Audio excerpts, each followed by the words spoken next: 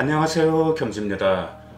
오늘은 뜨거운 중동 지역, 왜 이스라엘과 아랍 국가들은 화해가 어려운지 기원전 약 1000년경부터 시작해서 들려드리겠습니다. 자, 그럼 시작해 볼까요? 오늘 우리가 마주한 이스라엘과 아랍 국가 간의 갈등은 단순히 종교나 민족의 차이에서 비롯된 것이 아닙니다. 이 이야기는 수천 년의 시간 속에서 쌓여온 역사, 땅에 대한 기억, 그리고 민족의 정체성에서 비롯된 고통과 염원이 복잡하게 얽힌 긴 이야기죠. 모든 것은 아주 오래전 고대 팔레스타인 땅에서 시작됩니다. 기원전 약 1000년경 다윗 왕과 그의 아들 솔로몬 왕은 고대 이스라엘 왕국을 세우고 예루살렘의 성전을 건립했죠. 유대 민족은 그 땅을 신이 약속한 땅이라 믿으며 신정에 가까운 공동체를 이루고 살았습니다. 그러나 그들의 국가는 오래 유지되지 못했죠.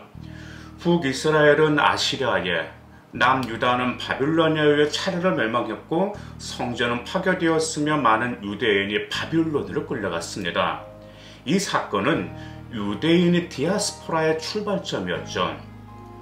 그 후 수세기 동안 유대인들은 로마 제국, 비잔트 제국 등의 지배 아래 살아가며 잦은 탄압과 반란 속에 고통을 겪습니다. 결국 기원 70년 로마군은 제2성전을 파괴했고 유대인은 뿔뿔이 흩어져 고향을 잃은 민족이 되죠. 하지만 그들은 팔레스타인 땅을 잊지 않았습니다. 그것은 단순한 땅이 아니라 신앙과 민족의 기억에 담긴 고향이었죠. 한편 팔레스타인 지역은 점차 아람인, 페니키아인, 후에 아랍 계통의 사람들의 정착해 살아간 땅이 되었습니다. 그러게 7세기 초 이슬람교가 등장하면서 상황은 다시 크게 바뀌게 되죠. 예언자 무함마드가 창시한 이슬람은 급속히 확산되었고 638년 팔레스타인은 우마르 칼리프에 의해 이슬람 제국에 편입되죠. 이후 1300년에 가까운 세월 동안 이 땅은 무슬림 지배하에 놓이며 이슬람 문화와 행정체제가 뿌리를 내리게 되죠. 이 시기 유대인들은 뒷미로 분류되어 일정한 세금을 내는 조건으로 종교적 자유는 보장되었지만 정치적 권한이나 군사력에서는 철저히 배제된 사회적 소수자로 살아가야 했죠. 하지만 역설적으로 기독교 유럽에서 박해받던 유대인들이 이슬람 세계에서는 비교적 관용적인 환경에서 살아갈 수 있던 시기도 있었습니다. 중세 코르다바처럼 무슬림, 유대인, 기독교인이 함께 과학과 문화를 발전시킨 도시도 존재했죠. 그러나 세월이 흐르며 십자군 전쟁, 몽골 침입, 오스만 제국의 통치 등을 거치면서 유대인의 지위는 점차 약화되었습니다. 팔레스타인 땅에서 유대인은 소수였고 대부분의 인구는 아랍 무슬림이었으며 이들은 땅을 경작하고 마을을 이루며 살아가고 있었죠.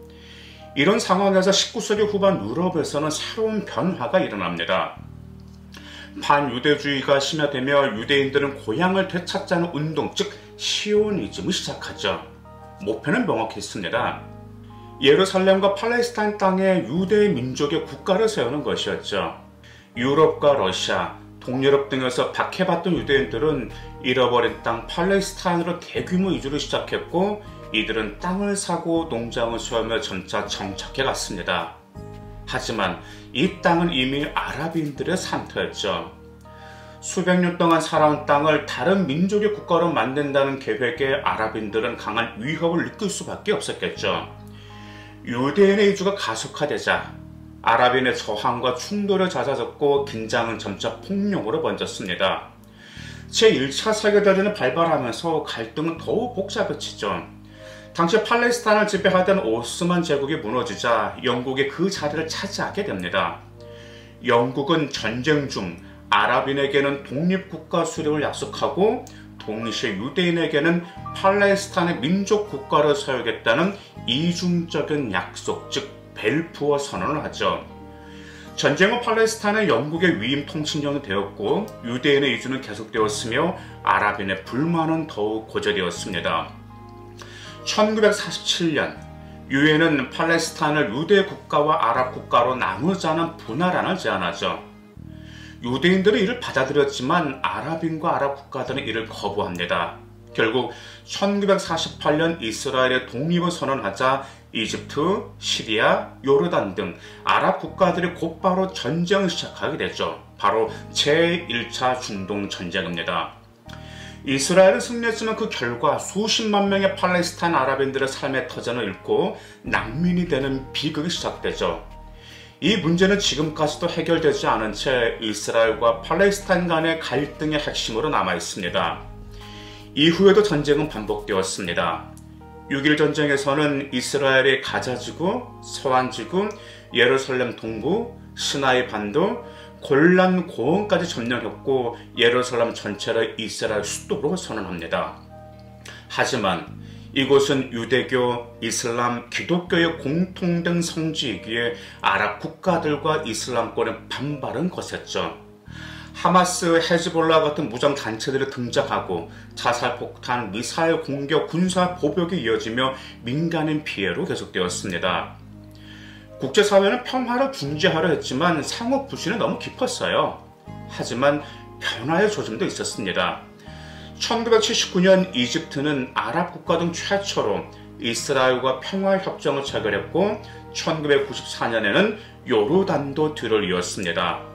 그리고 2020년 아랍에미리트, 바레인, 수단, 모로코 등이 아브라함 협정을 통해 이스라엘과 국교를 수립하며 새로운 외교 지형이 펼쳐지고 있었죠. 하지만 이러한 평화의 그림자 뒤에는 여전히 팔레스타인의 상처가 남아 있습니다. 가자지구와 서안지구에서는 여전히 무력 충돌이 일어나고 정착촌 건설, 예루살렘 문제, 민족 정체성 갈등 등은 아직도 해결되지 않았습니다.